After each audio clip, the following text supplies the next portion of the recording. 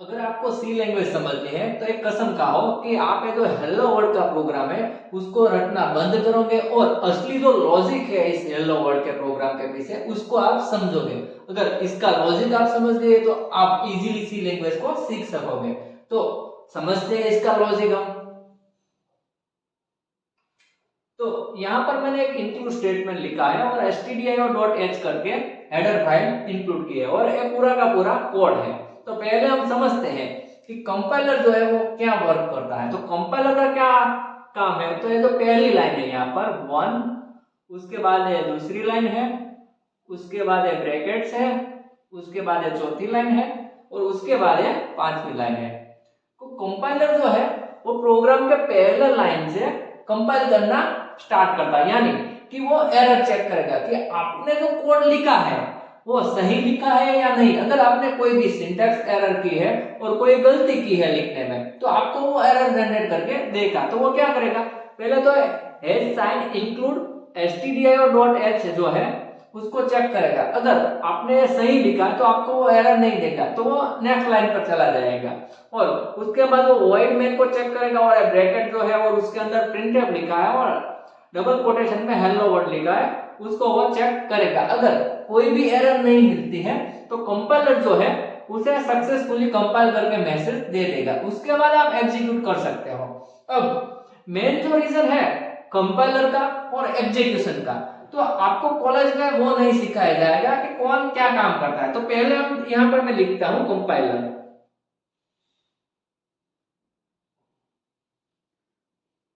Compile और execute. Execute यानी programme को हम जो रन करते हैं वो, जब भी हम प्रोग्राम को कंपाइल करते हैं तब वो जो पहली लाइन होती है ना, आपने कोड में जो पहली लाइन लिखी है वहां से वो कंपाइल करना स्टार्ट करेगा। यानी यहाँ पहले क्या है, हैश साइन इंक्लूड है, तो कंपाइल करना कहां से स्टार्ट करेगा, हैश साइन इंक्लूड,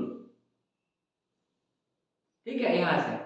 और सक्सेसफुली कंपाइल हो जाता है प्रोग्राम और उसके बाद हम उसे एग्जीक्यूट करते हैं। तो जब भी हम कोड को एग्जीक्यूट करेंगे तब वो कहां से, वॉइड मेन से स्टार्ट करेगा। यहाँ तो मेन फंक्शन लिखा हुआ है वहां से वो स्टार्ट करेगा एग्जीक्यूशन, ठीक है। तो ये मेन डिफरेंस है। आपको स्कूल और कॉलेज में नहीं बताया गया होगा कि कंपाइल कैसे होता है प्रोग्राम और एग्जीक्यूट कैसे होता है, ठीक है। आपको सिंपली एक डिस्प्ले में, अगर आप टर्बो सी यूज करते हो तो आपको वहां पर ब्लू डिस्प्ले में बता दिया जाएगा कि ये प्रोग्राम है और इसे हम इस तरह से कंपाइल करते हैं और इस तरह से एग्जीक्यूट करते हैं। लेकिन सिंपल प्रोसेस ये है कि कंपाइलर पहला लाइन से कंपाइल करता है और आखिरी लाइन तक जाता है, ठीक है। अगर कोई एरर नहीं मिलता है तो उसे वो सक्सेसफुल कर देता है और उसके बाद कंपाइल करने के बाद हम करते हैं एग्जीक्यूट, यानी कि रन करते हैं प्रोग्राम को। तो जो रन होता है वो मेन फंक्शन से होता है, ठीक है। तो बेसिक डिफरेंस है कंपाइल और एग्जीक्यूट में। अब क्या प्रोसेस होती है वो मैं आपको जल्दी जल्दी बता देता हूं। तो पहले मैं इसको इरेज कर देता हूं। चार पाई हिल रही है तो हम ऊपर से इसे पकड़ लेते हैं, ठीक है।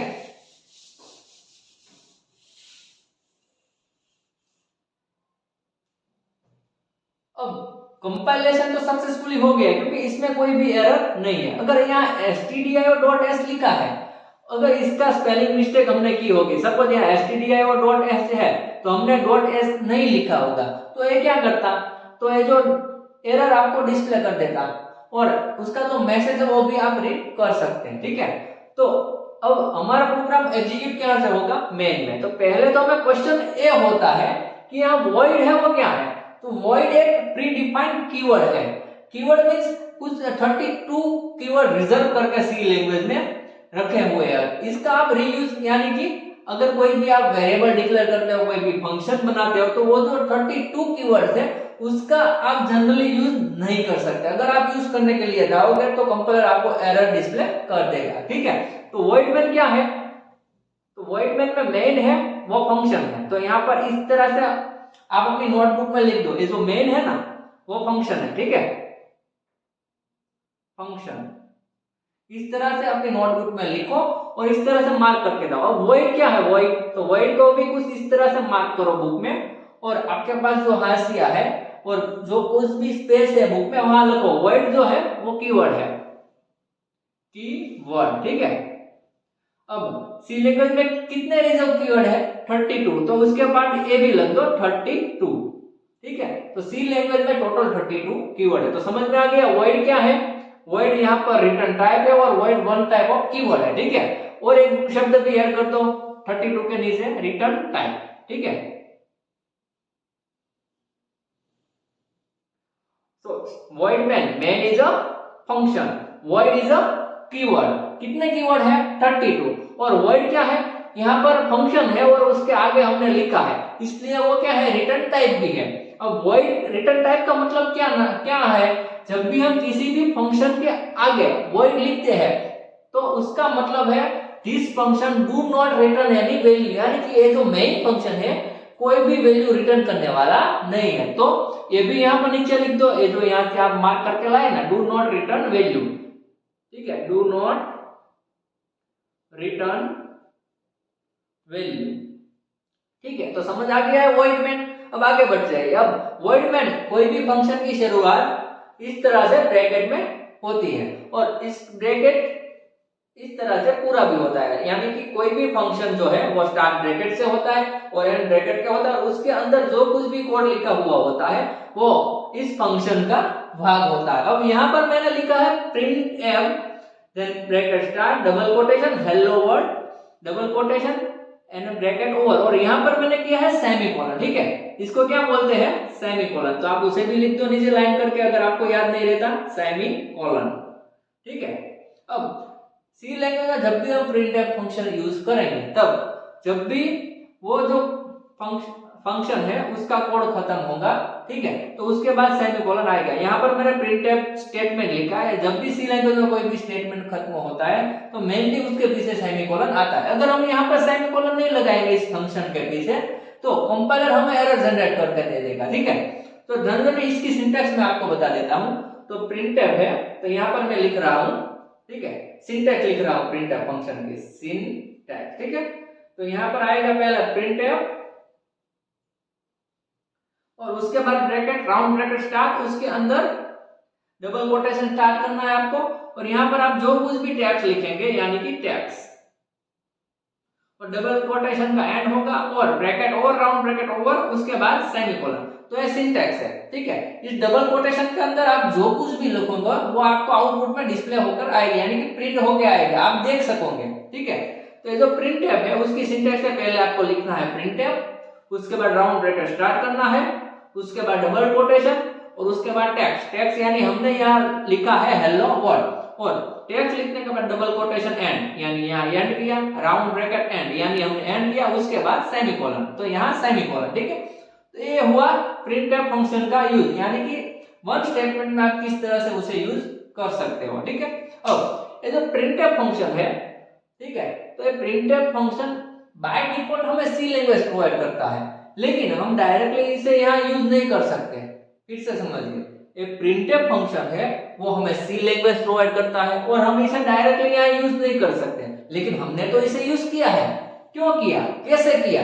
तो क्या प्रिंट करने के लिए किया, तो कैसे किया? हम तो मैं बोल रहा हूँ डायरेक्टली यूज नहीं कर सकते, लेकिन कैसे? तो उसके लिए पर्टिकुलर उसकी हेडर फाइल है, उसको हमें इंक्लूड करनी पड़ती है सी लैंग्वेज के प्रोग्राम में। तो प्रिंटफ फंक्शन जो है उसकी हेडर फाइल है stdio.h और अगर आपको किसी भी हेडर फाइल को अपने प्रोग्राम में यूज करना है तो उसके लिए आपको pre processor directive include statement का यूज करना होगा, ठीक है।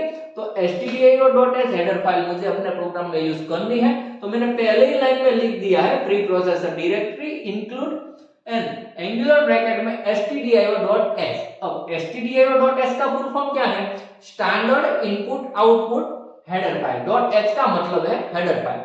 अब ये जो stdio.h जो हेडर फाइल है वो पर्टिकुलर जगह पर स्टोर होगी, ठीक है, और वहां पर जो है फाइल है सिंपली हम जो फाइलें बनाते हैं नोटपैड की होती है, exe फाइल होती है, ठीक है, तो कुछ इसी तरह से .h की एक फाइल होगी और उसमें ये जो प्रिंटफ है ना उसका कोड लिखा हुआ है, ताकि हम जब भी यहाँ पर ये फंक्शन लिखेंगे और अंदर टेक्स्ट लिखेंगे तो वो हमें उसको एग्जीक्यूट करने के लिए देगा। अगर ये जो इंक्लूड stdio.h हेडर फाइल है, अगर हमने यहाँ से उसे हटा दिया तो कंपाइलर इस प्रोग्राम को एग्जीक्यूट नहीं करने देगा, वो एरर जनरेट करके दे देगा। मिसिंग हेडर फाइल करके, ठीक है। और inappropriate use of printf function. तो आपको समझ आ गया प्रिंटफ फंक्शन किस तरह से यूज होता है। सिंपली अगर आपको कोई भी फंक्शन सी लैंग्वेज से प्री डिफाइन है उसका यूज करना है तो उसकी पर्टिकुलर हेडर फाइल होती है, उसको आपको पहली लाइन में इंक्लूड करना पड़ेगा। अगर आपने .c से प्रोग्राम को सेव किया है तो पर्टिकुलर हेडर फाइल उसे आपको पहली लाइन में रखना है। अगर आपको एक से ज्यादा हेडर फाइल यूज करनी है तो पहले आप stdio.h लिख सकते हो, उसके नीचे दूसरा इंक्लूड ऐड करके conio.h लिख सकते हो। conio.h है वो भी हेडर फाइल है, यानी नंबर्स ऑफ आपको 3 से 4 हेडर फाइल का यूज करना है तो आपको 1 बाय 1 लाइन में लिखना और उसके बाद आपको वॉइड में लिखना है, ठीक है। तो वो आपको समझ में आ गया होगा। अब जैसे ही प्रोग्राम को आप कंपाइल करोगे तो इसमें कोई भी एरर नहीं है, और आप जैसे ही रन करोगे तो आपको क्या दिखेगा, तो आपको एक ऐसा बॉक्स ब्लैक में दिखेगा। अगर आप टर्बो सी में आपको अपना कोडिंग करना है तो अलग अलग प्रकार के एडिटर होते हैं और आप अलग अलग प्रकार के एडिटर में काम कर सकते हो, ठीक है। तो आपको यहाँ पर सिंपली हेलो वर्ल्ड प्रिंट करके आपको वो डिस्प्ले कर देगा, ठीक है, कुछ इस तरह से। तो ये जो यहाँ प्रिंटफ है वो आपको डिस्प्ले पर दिखेगा।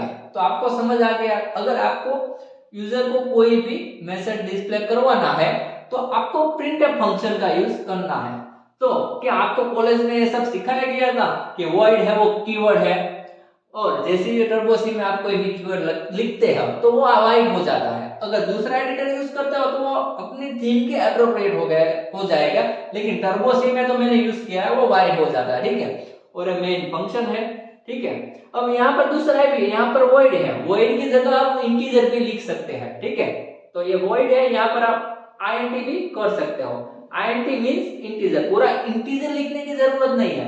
अब जो int है वो भी डेटा टाइप है, वॉइड है वो भी डेटा टाइप है, ठीक है। मैंने आपको कीवर्ड तो बता दिया ठीक है।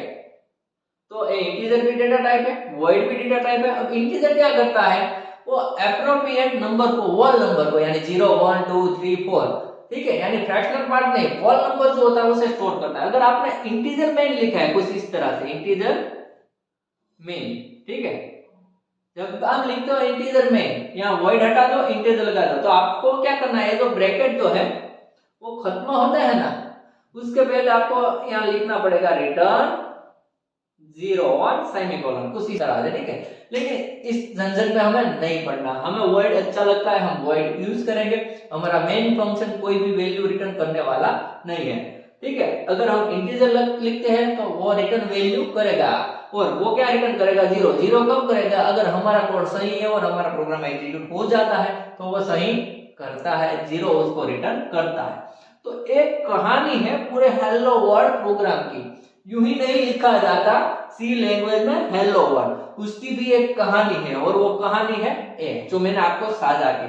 तो मिलते हैं अपने नेक्स्ट वीडियो में। चैनल अगर आपको सी लैंग्वेज सीखना है और हमारा चैनल के वीडियोस आपको अच्छे लगते हैं तो हमारे वीडियो को लाइक करिए, हमारे वीडियो को हाइप करिए, और हमारे चैनल को सब्सक्राइब करिए, और आपके साथ जो भी बच्चे हैं या फिर जो भी स्टूडेंट फ्रेंड है उसके साथ ये वीडियो शेयर कीजिए, क्योंकि पूरा का पूरा सी लैंग्वेज आने वाला है इस 4 पाई वाले व्हाइट बोर्ड पर, ठीक है।